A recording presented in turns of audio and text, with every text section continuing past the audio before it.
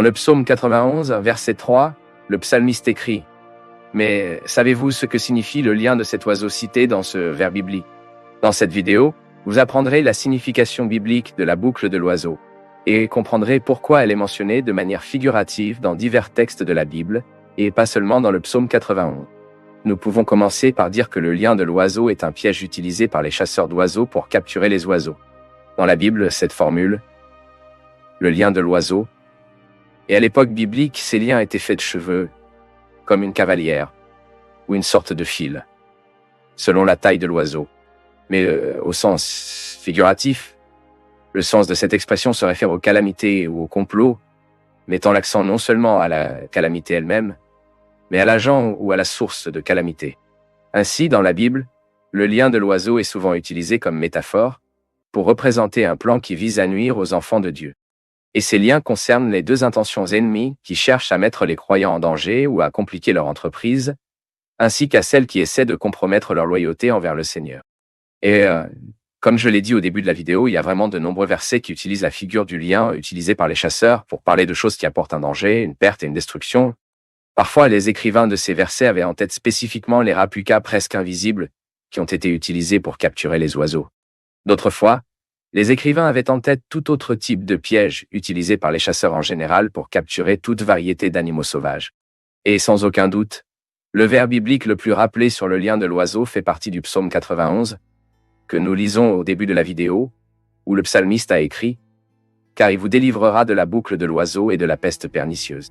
Mais toujours dans le livre des psaumes, nous trouvons un autre verset qui fait référence à la boucle de l'oiseau, également de manière figurative. Dans le psaume 124, au verset 7, l'écrivain biblique a enregistré « Notre âme s'est échappée comme un oiseau de la dentelle de l'oiseau. Le lien s'est cassé et nous nous sommes échappés. » Passons maintenant à un autre verset, cette fois en dehors du livre des psaumes. Par exemple, dans le livre de l'Osée, le prophète a également appliqué la figure du lien de l'oiseau dans son texte. Dans le chapitre 9, dans le verset 8, a écrit Osée « Le prophète est une sentinelle contre Éphraïm, aux côtés de mon Dieu. Le lien de Passarinero, dans toutes ses manières, et son inimitié dans la maison de son Dieu. » Ce verset du livre de l'Osée a des difficultés d'interprétation. Autrement dit, de tous les versets qui mentionnent le lien de l'oiseau, c'est le plus difficile à interpréter. Mais les chercheurs ont au moins 3 possibilités de la signification destinée par le prophète dans le texte. La première interprétation suggère que le verset porte une plainte contre le faux prophète, qui ont blessé le peuple de Dieu agissant comme les liens de l'oiseau.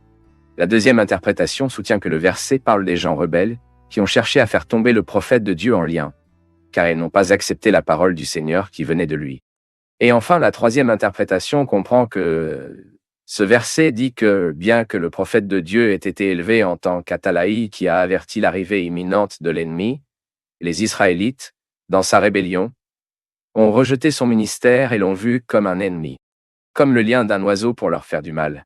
En d'autres termes, les Israélites imlénitantes, dans leur rébellion, considéraient le prophète de Dieu comme un véritable piège qui menaçait leur mode de vie.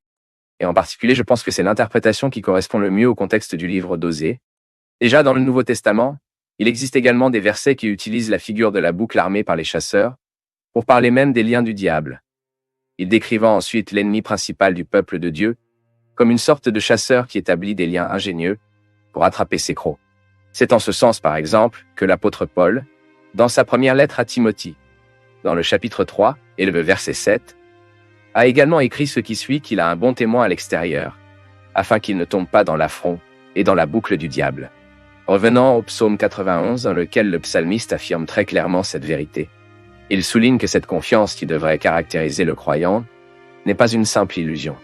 Non, tout le contraire. D'une manière pratique dans sa vie quotidienne, le croyant éprouve le résultat de cette confiance. Parce que Dieu est celui qui le livre de la boucle de l'oiseau et de la peste pernicieuse. Nous ne savons pas qui était l'auteur de ce psaume, et pas même ce qu'il traversait quand il a écrit ces mots. Il est possible que, en parlant du lien de l'oiseau, le psalmiste faisait référence à la conspiration de ses adversaires, ou même aux attaques secrètes et rusées de Satan. Mais l'important est que ceux qui habitent l'ombre du Dieu Tout-Puissant sont sûrs qu'en fait, il est capable de les débarrasser de tout le piège de l'ennemi. Le psalmiste l'a compris et c'est à nous de comprendre aussi.